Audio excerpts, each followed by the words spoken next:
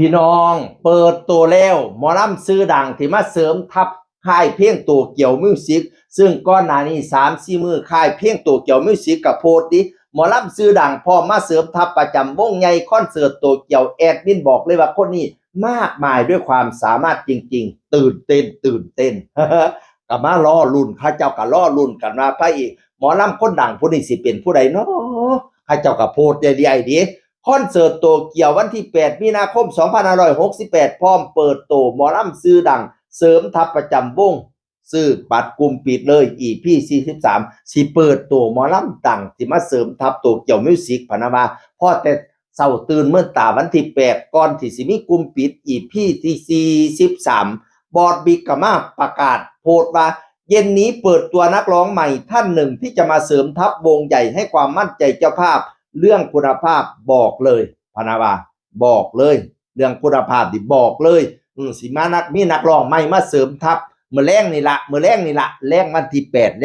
8พี่น้องเอ้ยหลังจากนั้นแรงวันที่8ก็เปิดตัวเต็มศิลปินท่านใหม่หมอลำดังที่จะเข้ามาเสริมทัพคนนั้นได้แก่หมอลำวิเชียรเชื้อทองหรือว่าวิเชียรชัยเลิศพี่น้องเอ๋ยพระเอกหมอลำซิ่งซื้อดังรูปรอเสียงดีเว้ามวนเจ้าของผลงานเพลงกะเลวแต่โอ้ยดังเด้อกะเลวแต่ของวิเชียรชัยเลิศพี่น้องเอ๋ยซุมื้อนี้เป็นวิเชียรเสื้อทองเนาะเพราะว่าใส่เลิศเพิ่นบ่ให้ใส่แล้วก็เลยมาใส่เสื้อทองพี่น้องเอ๋ยคือจังไม้พัชรีนั่นล่ะแต่กี้ก็เป็นไม้วัดพัชรีใส่เลิศเพราะว่าเคยร่ำคู่กันกับวิเชียรชัยเลิศบัดนี้ไม้พัชรีก็บ่ใส่คือกันเป็นคอนเสิร์ตร่วมสมัยไม่พัชรีอันนี้ก็เป็นวิเชียรเชื้อทองน้องใหม่นักร้องน้องใหม่โตเกียวมิวสิกงานเข้ารัวๆวิเชียรเชื้อทองพี่น้องเอ๋ยบอดบิ๊กแล้วก็มันยินดีต้อนรับเดเราโพสต์มาจังสี่ละยินดีต้อนรับวิเชียรโตเกียวเป็นวิเชียรโตเกียวเด้เป็นวิเชียรโตเกียวเด้ประจำวงคอนเสิร์ตโตเกียวตลอดทั้งฤดูกาลหมอลำวิเ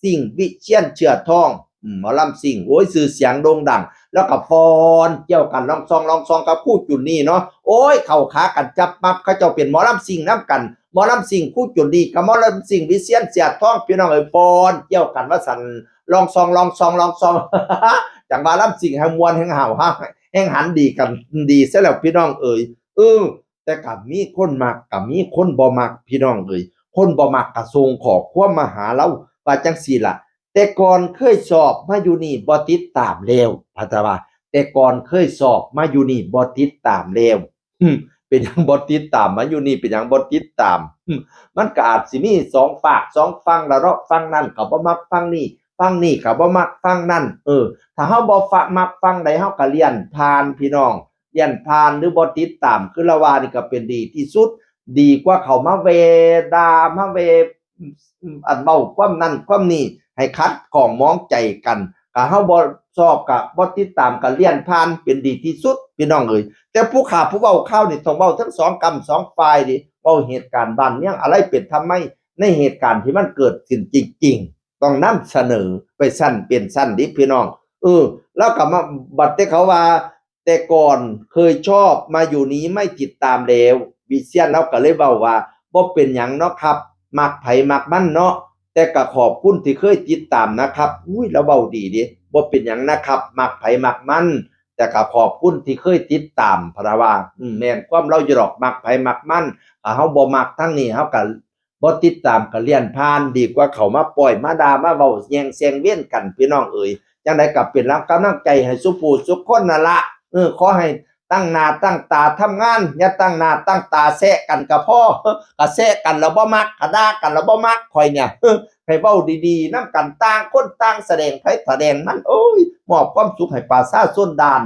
ดนตรีพุ่นอย่ามอบความสุขประชาชนด้านกันด่ากัน